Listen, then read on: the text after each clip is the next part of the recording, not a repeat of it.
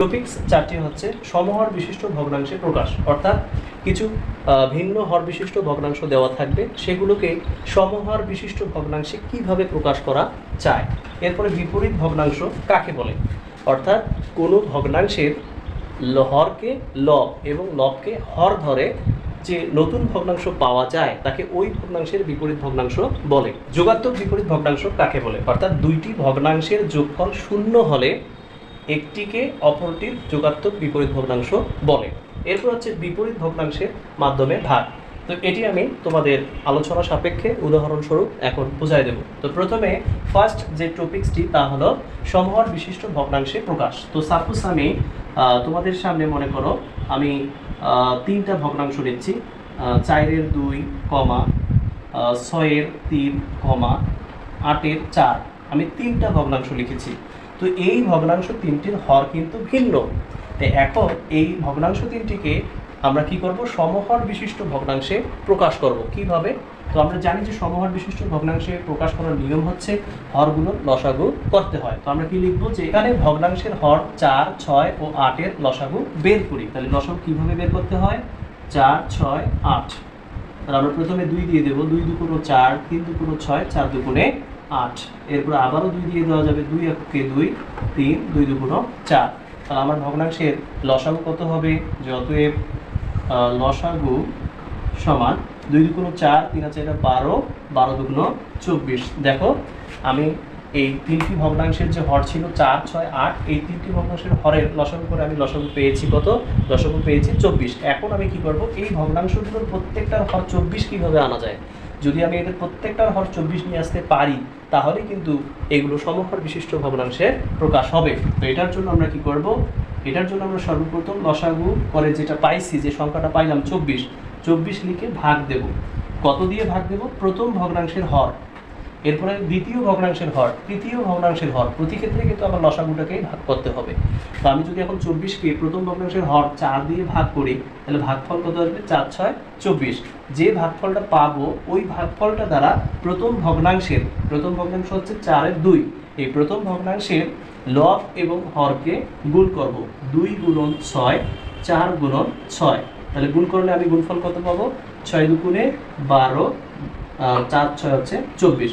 দেখো আমি কিন্তু হর 24 আনতে পেরেছি। তো এরকম দ্বিতীয় ভগ্নাংশ, তৃতীয় ভগ্নাংশ প্রত্যেকের হর কিন্তু 24 আসলেই সেটা সমহর বিশিষ্ট ভগ্নাংশে পরিণত হবে। তাহলে আমরা লিখবো যে অতএব 24 ভাগ। বলো তো এবার কত দিয়ে ভাগ দেব, এবার দ্বিতীয় ভগ্নাংশের হর দিয়ে ভাগ দেব।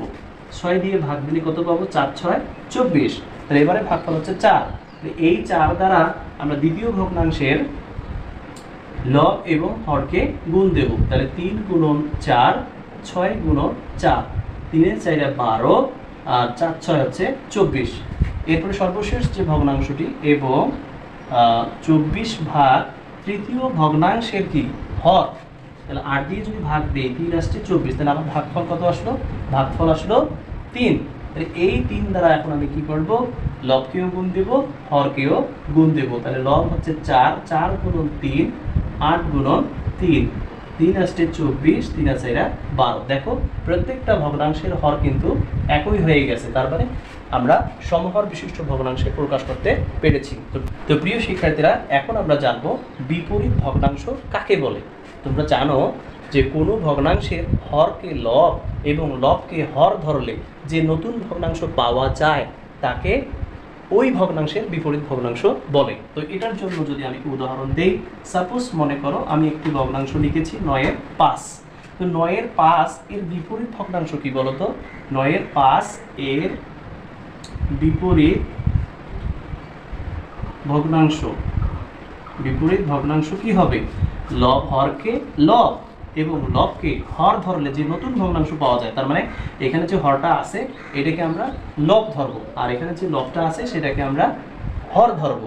তাহলে কোনো ভগ্নাংশের হরকে লব ধরে এবং লবকে হর ধরে যে নতুন ভগ্নাংশ পাওয়া যায় তাকে এই ভগ্নাংশের বিপরীত ভগ্নাংশ বলে। মানে এই ভগ্নাংশটিকে এই ভগ্নাংশের বিপরীত ভগ্নাংশ বলে। তো আশা করি তোমরা বিপরীত ভগ্নাংশ বুঝতে পেরেছো। তবে এখানে একটা খুবই গুরুত্বপূর্ণ জিনিস তোমাদের মনে রাখতে হবে, যে কোনো ভগ্নাংশের বিপরীত ভগ্নাংশের গুণফল সব সময় এক হবে। এটি একটা ভগ্নাংশ, তাহলে এই ভগ্নাংশের বিপরীত ভগ্নাংশ হচ্ছে 5-এর 9। তাহলে এই ভগ্নাংশ, এটা হচ্ছে প্রদত্ত ভগ্নাংশ, তাহলে এই প্রদত্ত ভগ্নাংশের বিপরীত ভগ্নাংশ হচ্ছে প্রদত্ত ভগ্নাংশ 9-এর 5, তাহলে এর বিপরীত ভগ্নাংশ হচ্ছে 5-এর 9। তাহলে প্রদত্ত ভগ্নাংশের সাথে প্রদত্ত ভগ্নাংশের বিপরীত ভগ্নাংশ গুণ করলে গুণফল সর্বদাই বা সব সময় কত হয়? 1 হয়। এটা কিন্তু তোমরা অবশ্যই মনে রাখবা, এগুলো হচ্ছে জ্ঞানমূলক প্রশ্ন। 5-কে 5, 5-কে 5, 9-কে 9, 9-কে 9 সমান হচ্ছে 1। কারণ আমরা জানি যে সকল ভগ্নাংশের লব এবং হর একই তাকে একের সমান ভগ্নাংশ বলে। একের নিচে 1 মানে কি? একের সমান। তো এটি হচ্ছে বিপরীত ভগ্নাংশ। এরপরে 3 নম্বর টপিকসটি হচ্ছে যোগাত্মক বিপরীত ভগ্নাংশ। এখন আমাদের জানতে হবে যোগাত্মক বিপরীত ভগ্নাংশ কাকে বলে। দুটি ভগ্নাংশের যোগফল 0 হলে একটিকে অপরটির যোগাত্মক বিপরীত ভগ্নাংশ বলে। সাপোজ আমি ধরে নিলাম একটি ভগ্নাংশ হচ্ছে 7-এর 3, একটি ভগ্নাংশ হচ্ছে 7-এর 3, ধরি ক এর যোগাত্মক বিপরীত ভগ্নাংশ, বিপরীত ভগ্নাংশ। তাহলে প্রশ্ন মতে কি হবে বলতো? প্রশ্ন মতে যেহেতু আমি বলছি যে দুইটি ভগ্নাংশের যোগফল 0 হলে একটিকে অপরটির যোগাত্মক বিপরীত ভগ্নাংশ বলে, তাহলে মনে করো 7-এর 3 যোগ ক সমান 0। তার মানে দুইটি ভগ্নাংশের যোগফল 0 হয়ে গেল। তাহলে যেহেতু 0 হয়ে গেল, তাহলে দুইটি ভগ্নাংশের যোগফল 0 হলে একটিকে অপরটির যোগাত্মক বিপরীত ভগ্নাংশ বলে। এটার জন্য আমরা কি করব?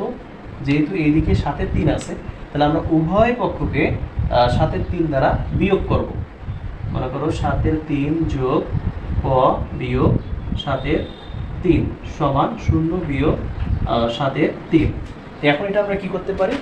এটাকে আমরা উভয় পাশ থেকে যে 7-এর 3 বিয়োগ 7-এর 3 যোগ এটা কেটে দিলে আমরা পাচ্ছি যে ক সমান, তাহলে 0-এর সাথে কোনো কিছু বিয়োগ করা মানে তো সেটাই, তাই না?